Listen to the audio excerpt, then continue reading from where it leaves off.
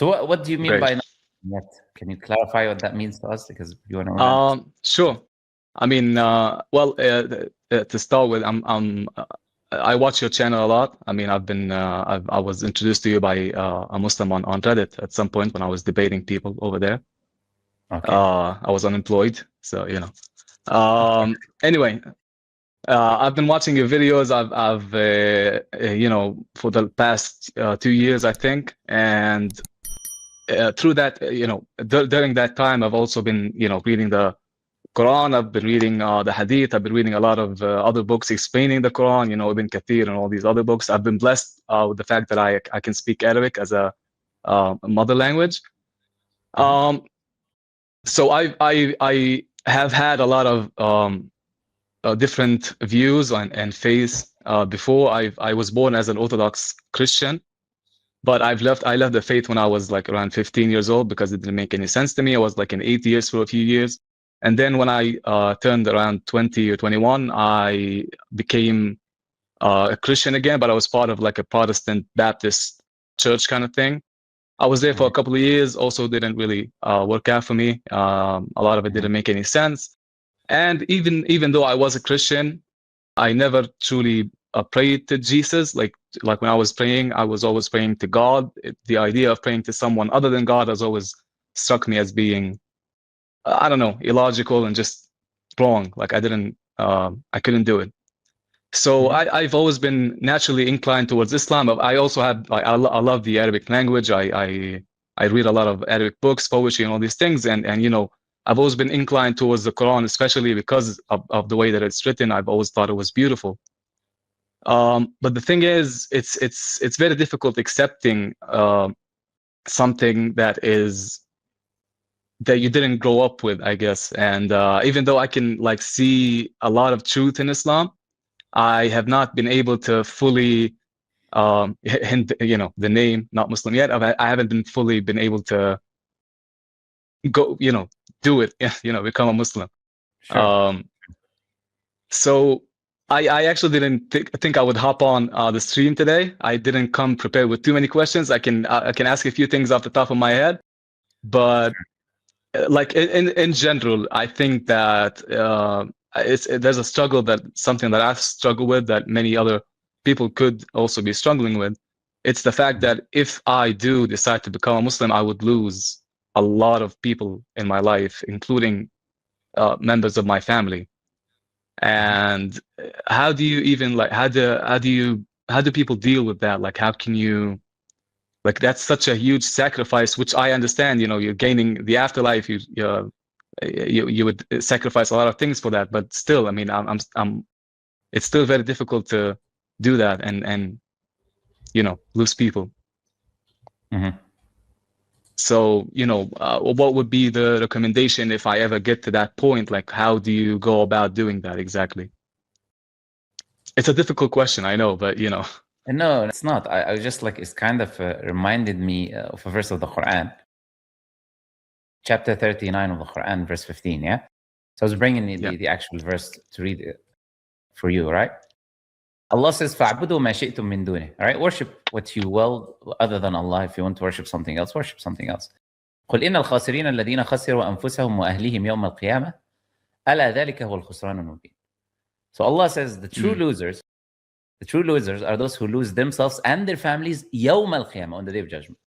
That is indeed the true loss. So you thinking about your family right now. We're talking about your family. Talking about losing your family. The concept of losing family in this worldly life. Well, the real loss of family would be that I lose my family on the day of judgment. So if I live my life, whichever way you want to live your life, like this verse is specifically talking about you. Worship what you want. You want to worship, be a Christian and be with your family and do what you want. It doesn't matter. You can do it. You can choose to do that. But you are going to be the real loser who loses himself and his family on the day of judgment. Because having my family members around me for a few years is not true gaining of those family members. Why did the Prophet Muhammad والسلام, spend years and years and years trying to call his uncle before his death, bringing him to Islam, who's protecting him, and did everything in his power to do it? Because he knows the true loss. Yes, his uncle is there, he's protecting him, he's there in the dunya. But that's not having your family. Having your family is having with you in paradise. That is the true winning. Because if they're not there, you have the eternal life there. This life is like, okay, you have your family today, tomorrow you're losing one of your parents already. You know, your parents, they're older than you, get a disease, a sickness, you can die before them, they can die before you, they're gone. They're not there anymore. So the idea of losing like one's family, we got to understand. I can lose myself and my family, right? Or I can first try to save myself, then do as the Quran says, يا أيها الذين آمنوا قوا أنفسكم, yourselves, وأهليكم نارا, and then your family. So what I have two options. Option number one, I remain in disbelief, I worship whatever I want. I remain with my family in this life, and I lose myself and my family in the afterlife because I'll have an eternal punishment. Or I choose option number two. I save myself, and I do whatever is in my capacity to save my family after saving myself. Now, am I going to be able to guide everyone necessarily? No. But the question is saving myself and whoever I can, if I could, better, or losing myself and my family in the afterlife? Which option would be the rational option to take? In the end, you got to understand, you accepting Islam is for you. Like, if you don't accept Islam, of course, yeah. What does Allah what does God lose if you don't become Muslim? Nothing. Nothing. So when you think about it, it's like, okay, I'm going to do this, I'm going to lose this. You know, they talk about like you in business, you talk about this risk reward factor type of thing. Okay, look, there's this risk, there's this reward. You got to think about the reality. Okay, you lose some things here in the dunya. You lose some pleasures, some things that are given to you in this dunya that you can do. You're restricted in certain ways. Some luxuries are not there. Yeah, absolutely. That's why it's a test, and that's why you get absolute and eternal paradise in the afterlife. So I mean, if we really truly care about our family, is we cannot like live in denial ourselves and then let our families live in denial, and then we pretend we care about them. If I know Islam is the truth, there's no doubt about it. Islam is the truth, it's from God. And what I'm going to do now is I'm going to pretend it's not, so I'm going to live in denial, and then I'm going to let my family go to hellfire because they don't know what the truth is. I'm not going to help them. I'm not going to try to give them advice. I'm not going to try to give them the message. And that is somehow better than me doing what is good for me. Yeah? Yeah. So you absolutely gotta take that decision and take that step for yourself. And then, as Allah said, after you save yourself, then you try and save your family. But no, look, Allah gave us so many examples. Allah gave us so many examples in the Quran about prophets.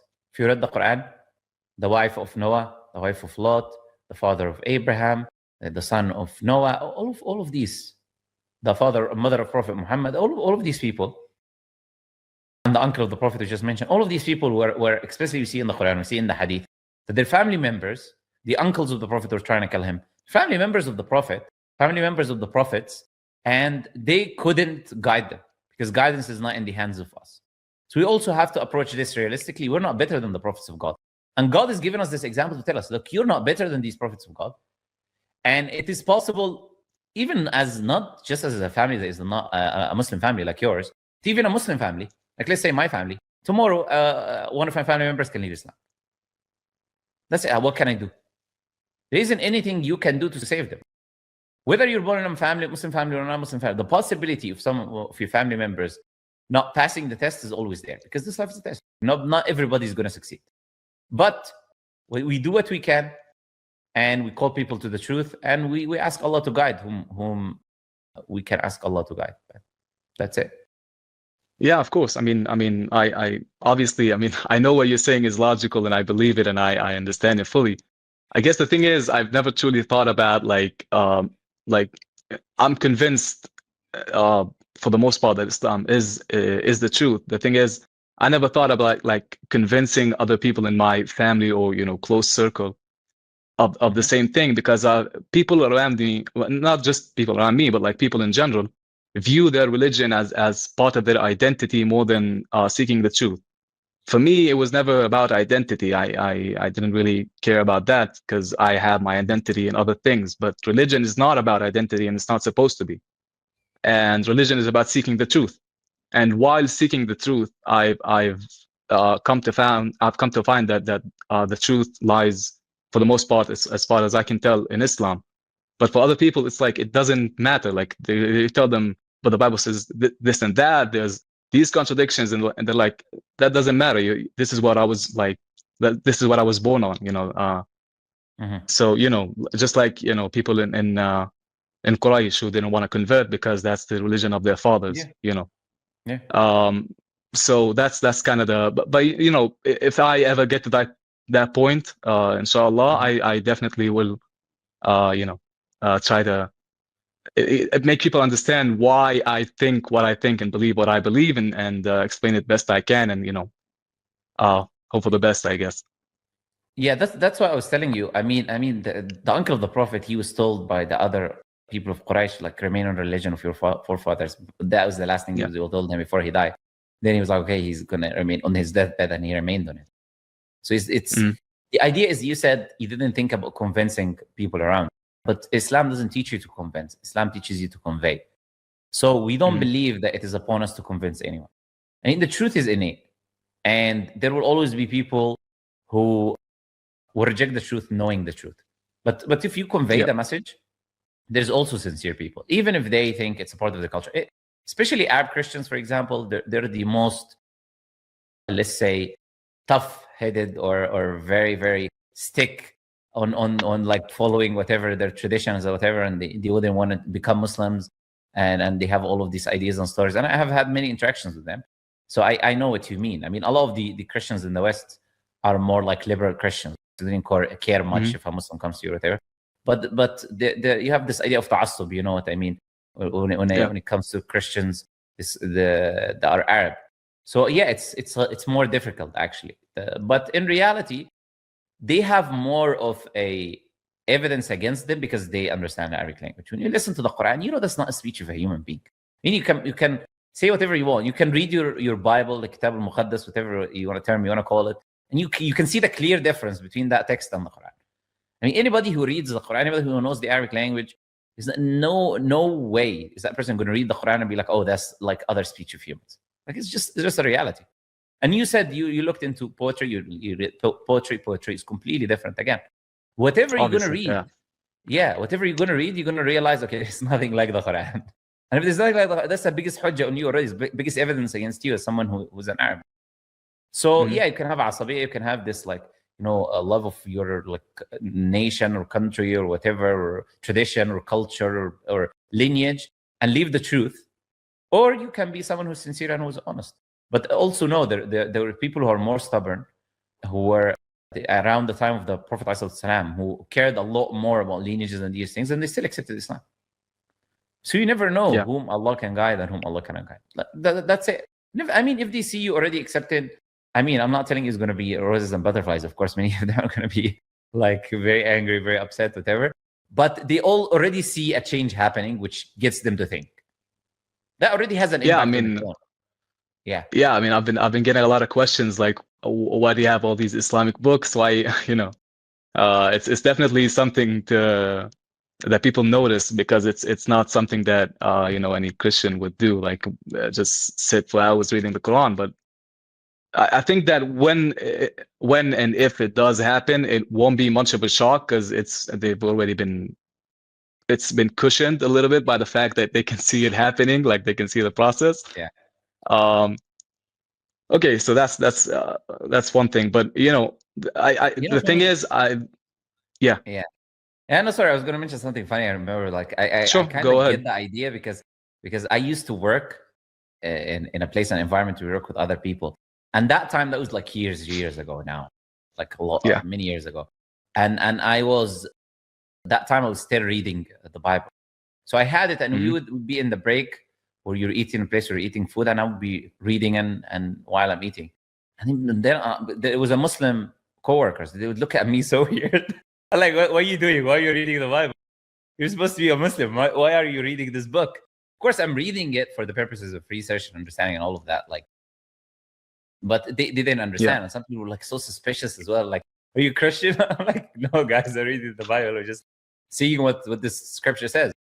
So I kind of get that idea, because I had a very similar, it was a miniature experience. But I get what you're saying when people like get this kind of reaction, and because people see, like I said, people see it as an identity. Whenever you're trying to understand the religion of someone else, it's like you're leaving your tribe, so called, and looking into what the other tribe offers, and it's like, It's tribalism at the end of the day. People have this instinct to, shun other people that seem to stray away from the ways of their tribe.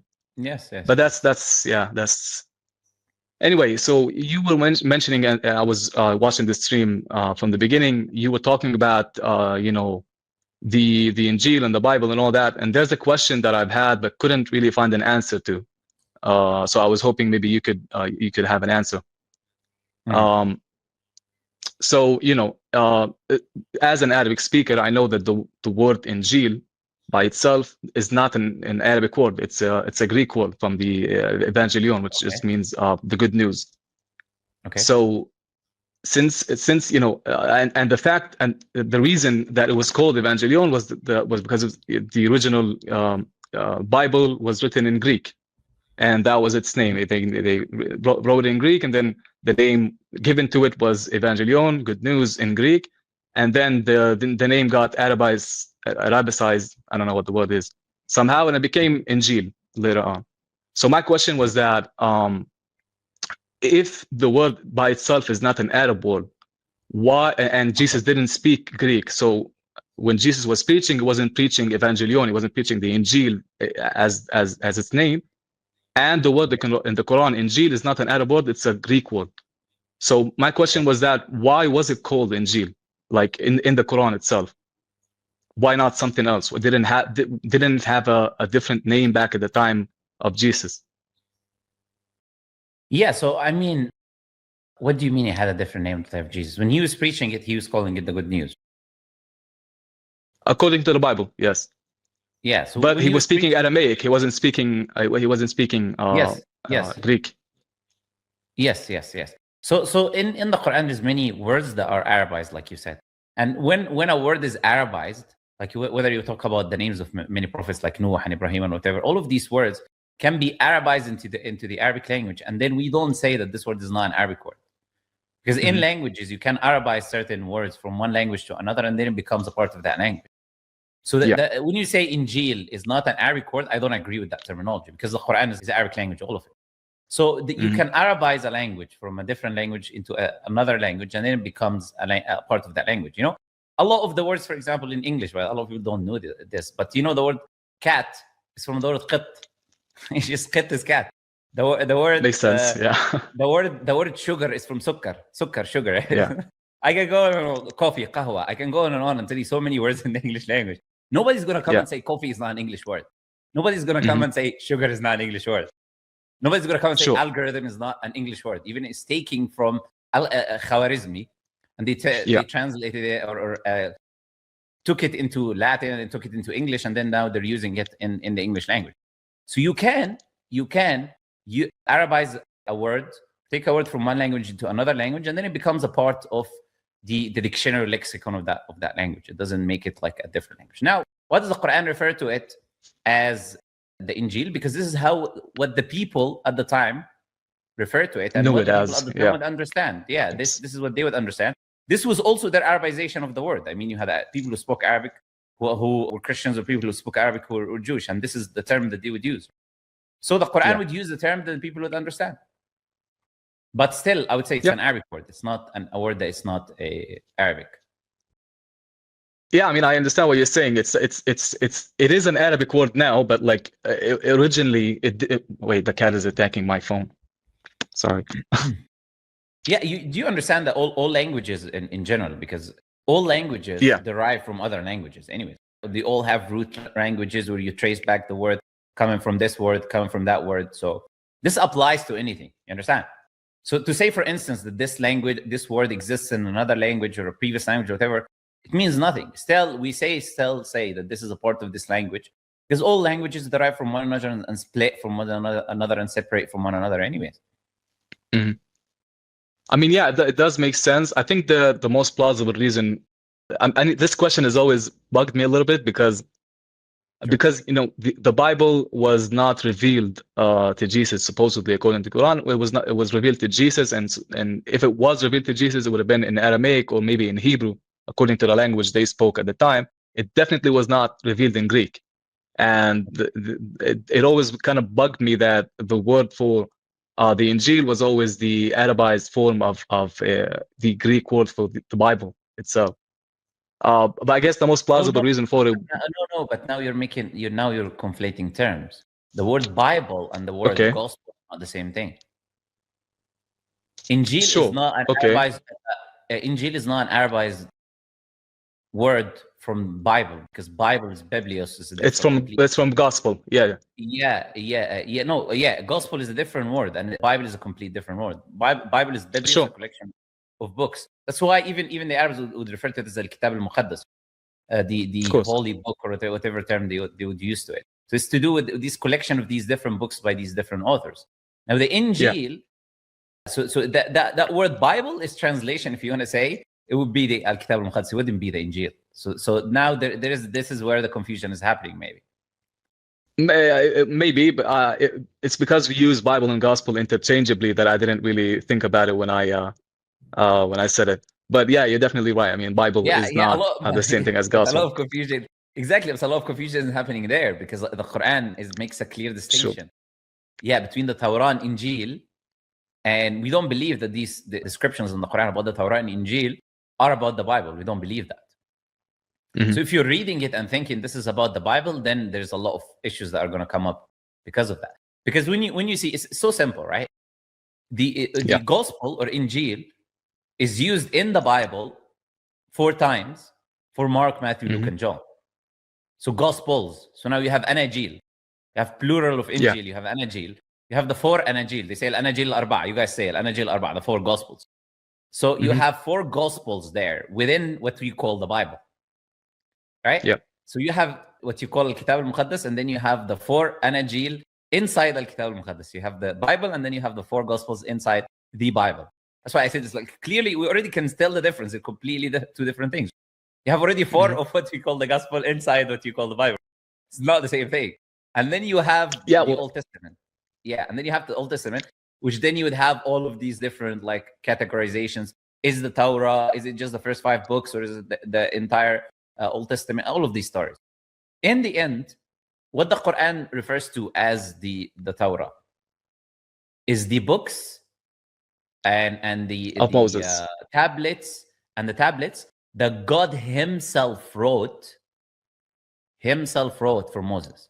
Now, even the Bible records like written with the finger of God, and that God wrote himself and gave it to Moses.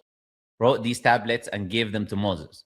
So that these specific tablets with specific revelation that God himself wrote, because in the hadith we have it says, وَخَطَّ لَكَ التَّوْرَاةَ بِيَدِهِ. So Adam was speaking with Moses, and Adam was telling Moses that Allah خَطَّ لَكَ, he wrote for you, wrote down for you a Torah with his own hand, بِيَدِهِ. So we believe that this was literally written by God. As the Bible says, the finger of God, the hand of God, whatever term you want to use. So this, whatever these tablets and commandments that was written down and directly given to Moses himself from God is what we call the Torah, according to the Quranic tradition, right? Now that is clear in the Quran, that this Torah is something that was written down and was given to Moses, okay? Then the Injeel. Allah in the Quran says, وَآتَيْنَاهُ الْإِنْجِيلِ. Who's آتَيْنَاهُ? Isa ibn Maryam, Jesus. We gave him Jesus the Injeel. So Injeel is 1 Injeel or 4 Injeel? Is it 1 or 4? 1. 1. So God gave Jesus the Injeel, 1 Injeel. So Allah gave him an Injeel. Was Mark, Matthew, Luke, and John given to Jesus? Did Jesus even hear about Mark, Matthew, Luke, and John? So not to my knowledge. Luca, Marcus, Yohanna, all of these, all of these Anajil, or what you guys refer to as Anajil, all of them were written years after Jesus. Jesus was not even on earth to see them.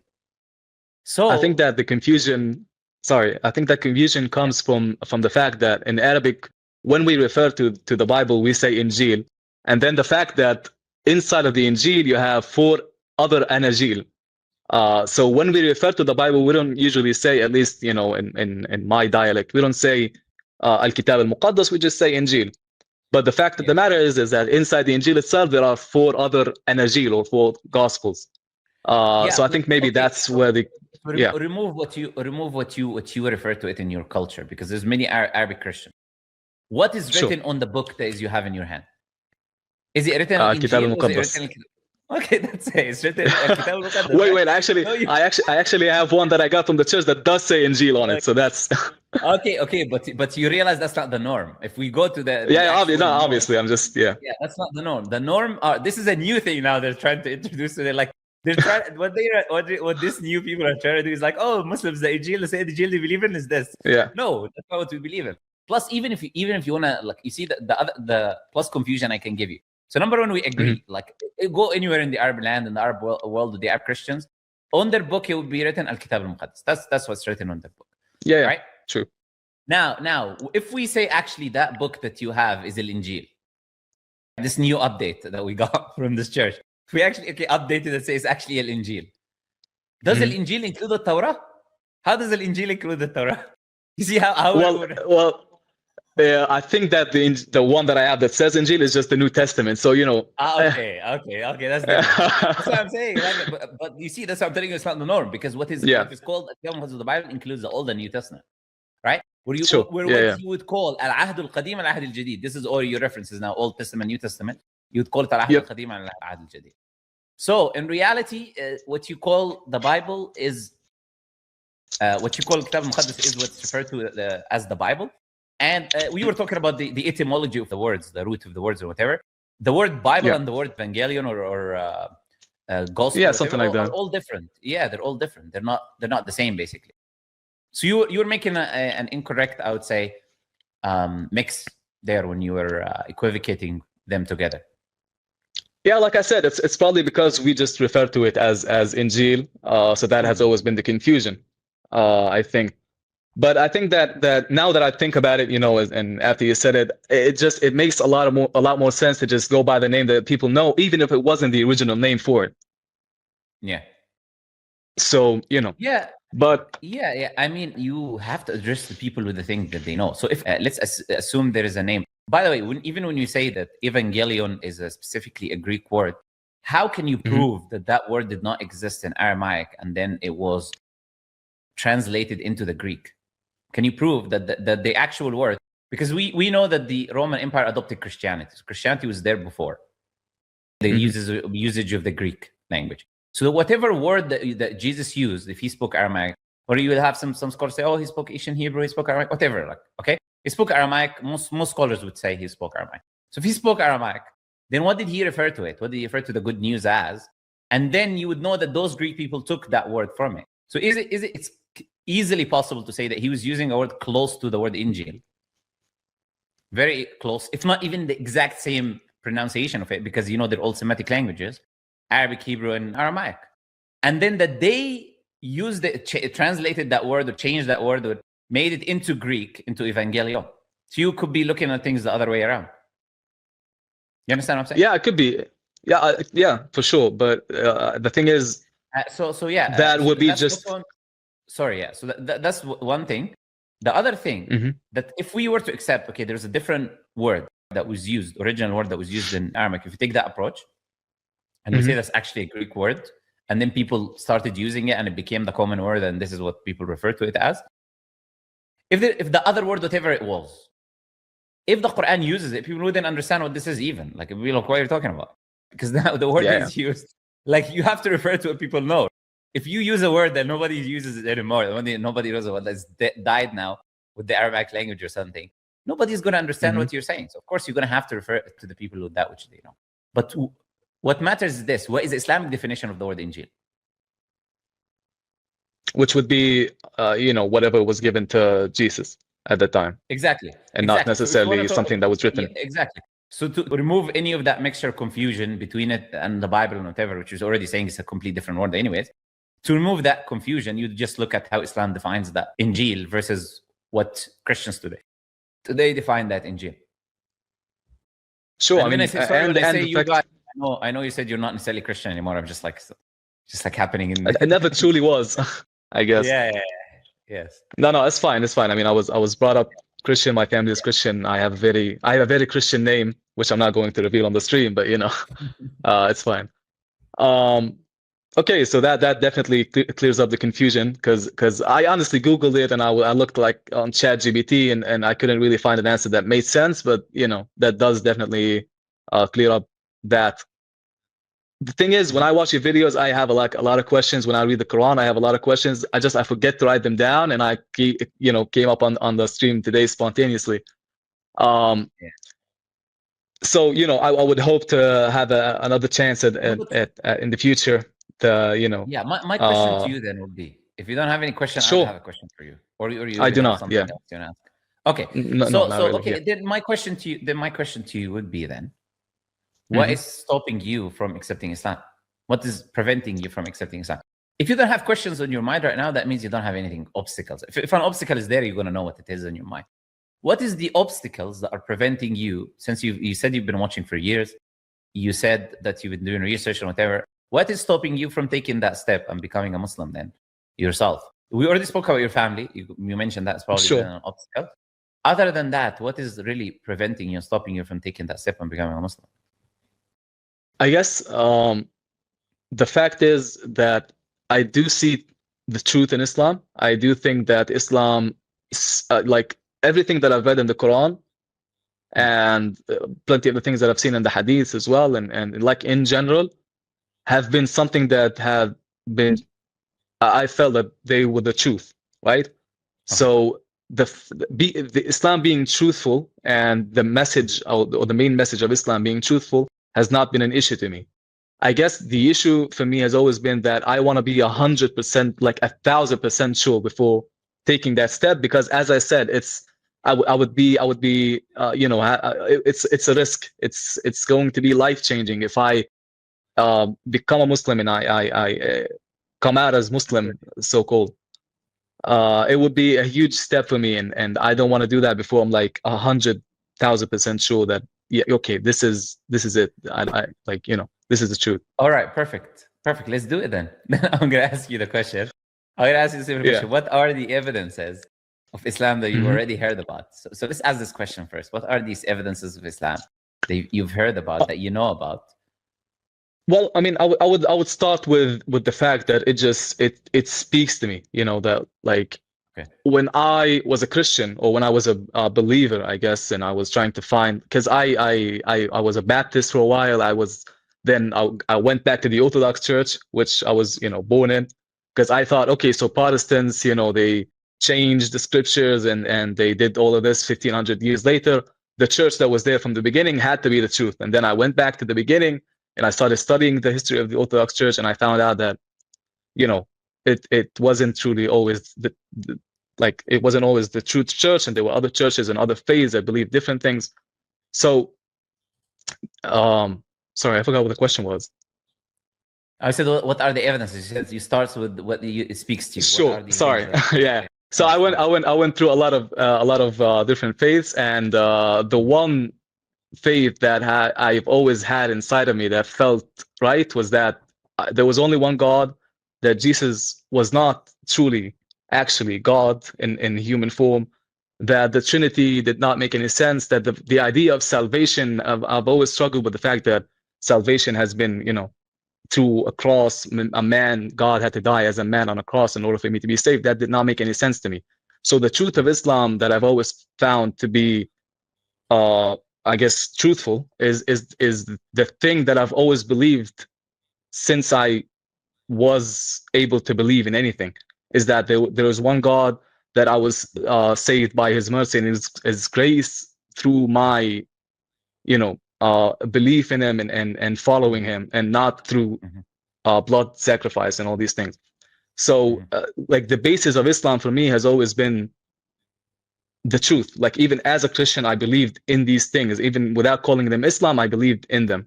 And I tried to make them fit the narrative of Christianity, basically. But I was obviously unsuccessful. So there is that, the basic tenets of Tawheed and all these things. And the fact of the matter is, like I said, I was blessed as being an Arabic speaker.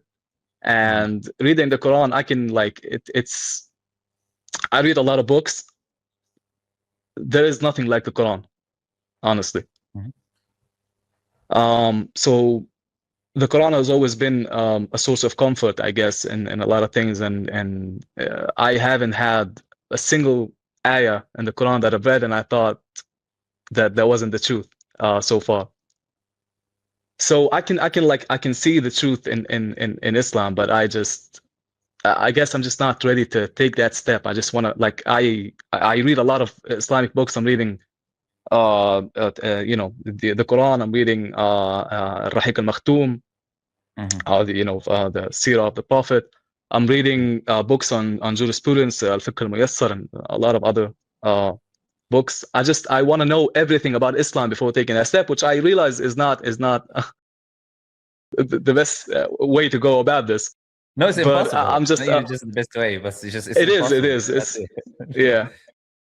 I don't know everything about Islam, and I'm out here talking to you about becoming Muslims. Like, nobody knows everything about Islam. No scholar exists in human history that knows everything about Islam. It's impossible. The amount of books that were written, even if you were reading 24/7, not closing your eyes, you wouldn't be able to finish reading them before you're dead. It's impossible. Basically, you're talking about things which it's essentially Satan trying to delay. Because if you're telling me that I read the Quran and I don't have no doubt that every single verse that I've read that I know is the truth, then where is that lack of certainty that you were referring to before? Do you get what I'm saying? So you see, so you're saying, okay, it speaks to me, it appeals to my fitrah, my innate disposition, that this is what I've already originally were upon. And then that when I read the Quran, I know there's nothing like this. Must be the speech of God, must be the truth. So then where is the uncertainty coming from? Where's the uncertainty? The question should be, could have Prophet Muhammad, could he have possibly come up with the Quran and the knowledge and the information that he conveyed, whether it is to be the Quran itself is speech, is divine speech, or the prophecies of the future, or the events of the past that he talked about that nobody knew, or the knowledge of the Quran about the world that we're realizing and discovering today. Could Prophet Muhammad have possibly done that as a human being on his own? Is it humanly possible without a revelation from God? I don't think that it is. I think that for any human being to be able to write the Quran in the way that it is written, and and all the little caveats and miracles that you can find in there, I don't think that is the work of a human being, in my opinion. Yeah. Plus, you know something interesting, because you say you read literature. If you read the Hadith and you read the Quran, and you have many scholars who were scholars of language who studied the stylistics of the Quran and Hadith and say these are not from the same author. Because you can read the Quran and see how the stylistics are. Even you'd recognize that as a known person who reads books, and you look at how the Hadith are. There are so many phraseologies, words used that are only in the Quran, is not in the Hadith, and vice versa. Look, as humans, we only have a limited set and amount of words that we use. It's a limited vocabulary that we use often, and it's impossible for you to be into a character. The Quran is coming down right now. Those people are coming asking me a question. Let me jump into the character of the Quran and bring this miraculous revelation, words which no human beings can bring. Then I'll come back to being a human myself again and speak. No, it's impossible. You just cannot do it. So the fact is, you're saying that the certainty is there. Then this is what you're telling me. I mean, you're giving me da'wah at this point. So if that's what's happening right now, then really, it's I don't see anything except the shaitan is just keeping you away from becoming Muslim. Because if you talk about that 100% or 1,000% certainty or whatever, it is only as simple as could it be possible that this is not from God, that this is from a human being, from Prophet Muhammad or whatever? If the answer is no, there's no logical possibilities, there's no other alternatives to this possibility, then it's 100% certainty. Once you exclude all other options, you only remain with certainty. I mean, I agree. I 100% agree. I think that I'm a very skeptical person in general, and while reading the Quran, Hadith, I've had a few questions, as I said, but being on a stream with thousands of people watching and coming up spontaneously on a Saturday night, I'm not able to come up with all the questions that I have. So okay, let's do this. I will continue doing what I do. I will write down all the all the really important big questions that I usually have, and hopefully I will come back on the stream and just shotgun you with all the perfect. No worries. With all the questions, and we'll have a discussions on the things that are actually stopping me from believing. All right, perfect. That sounds great to me. So I will inshallah let you go and do that. And if whenever you feel like you're ready, whenever you feel like you got your questions ready, just welcome to come back on the stream, and then we'll have our chat, you know. Inshallah. I mean, the chat is just the chat is just like just they're like take the shahada, bro. Just take the shahada, and I'm like, just give me a minute, you know, give me some time.